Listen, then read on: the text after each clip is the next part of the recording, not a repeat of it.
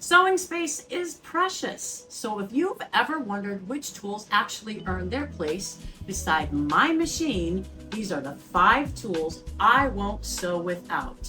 And be sure to stick around to the end. I'll show you my secret for keeping all these tools organized and at your fingertips. Hello, sewing friends. Welcome to Sew Suzette, the place to sew better, sew happier. Let's dive in.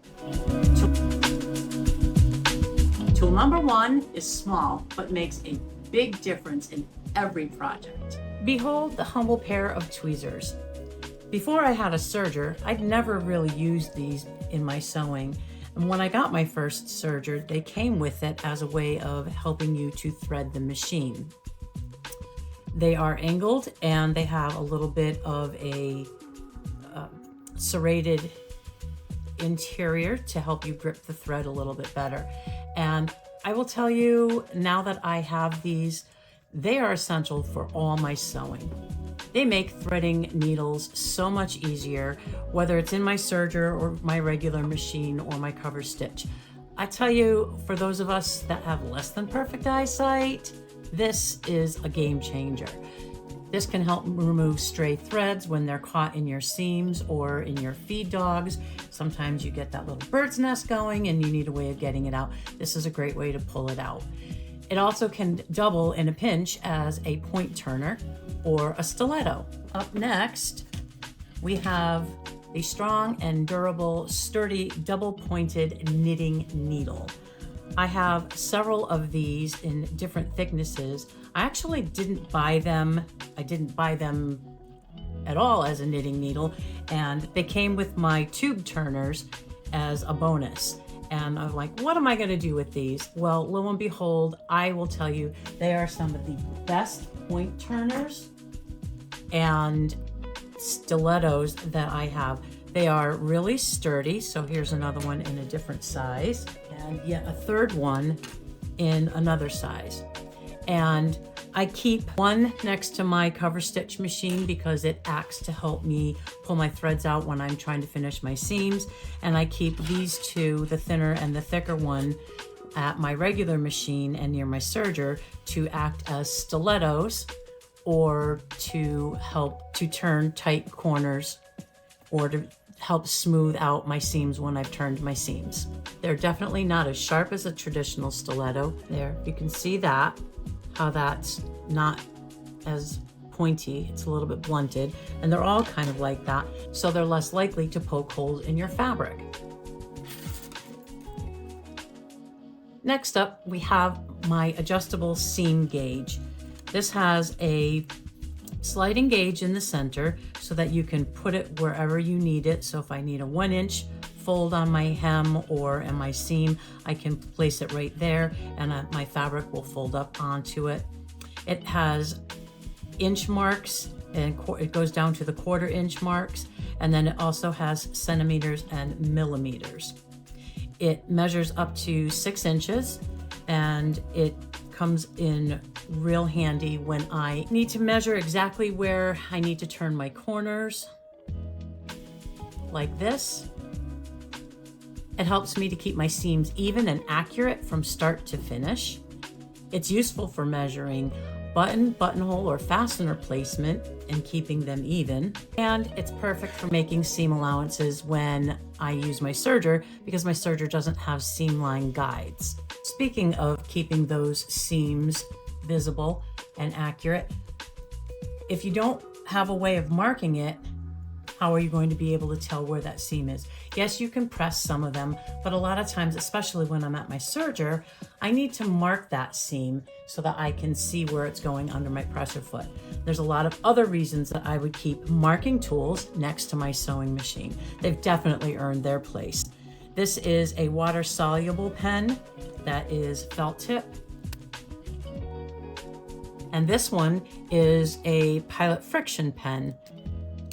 And this one is a ballpoint. They also come in felt tip. These are heat erasable or water erasable.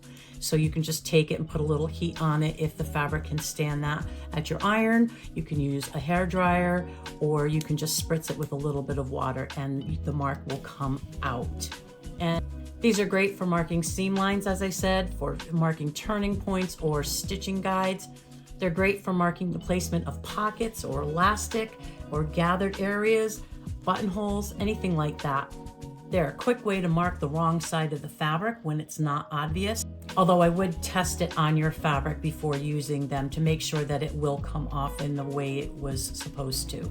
And last on my list, number 5, a pair of small nippers or scissors. Both of these are made by Fiskars, and these are some nippers, and they don't actually close. They do have a case, and I just keep them next to my sewing machine. And this is just a small pair of 2-inch blade scissors that I keep for snipping threads when I'm done with my seams, or to trim off the tail of my serging. And I tell you, I do keep a set next to each one of my machines. I've got one next to my cover stitch, and I share a pair between my regular machine and my serger. They are faster and definitely less cumbersome than grabbing a full-size pair of scissors. They take up less space, and they are more precise a lot of times than full-size scissors when you're trying to get close to that fabric to trim off the excess threads. And a lot of times I will use these to clip my corners off or my curves for better turning. All right, so that's my 5. I told you to stick around to the end. All right, now time for the bonus tool that I promised you. These are organizers that I have that I keep next to my machine. This is the one that I keep between my regular machine and my serger, down on a shelf that slides in and out of my sewing table. And this little handy gadget I keep next to my cover stitch machine. So I don't have as many tools in it because I don't need as many over there. I've used these for all different kinds of things throughout my house, and I found that it was great for sewing tool storage. Everything sits in here nice and secure. It doesn't really move around. These honeycombs keep everything in place, and this one was actually meant for paintbrush storage that I found worked really well for storing my sewing tools because it's got different hole sizes to keep everything in. So this saves time by reducing tool hunting mid-project. I mean, nothing's worse than searching for a tool when you need it the most.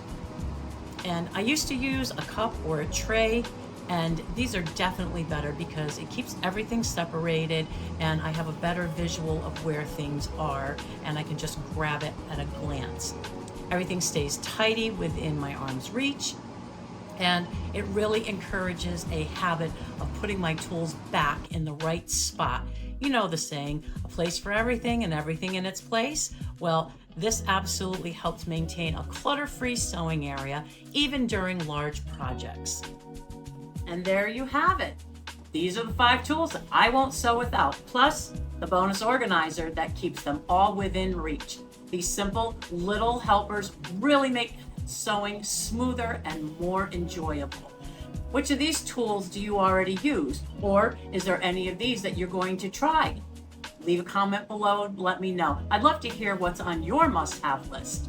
If you enjoyed today's video, please click like and subscribe so you won't miss future tips and tricks. I also have these tools linked in the description if you'd like to pick them up for yourself. Thanks for watching. Sew better, sew happier. Until next time.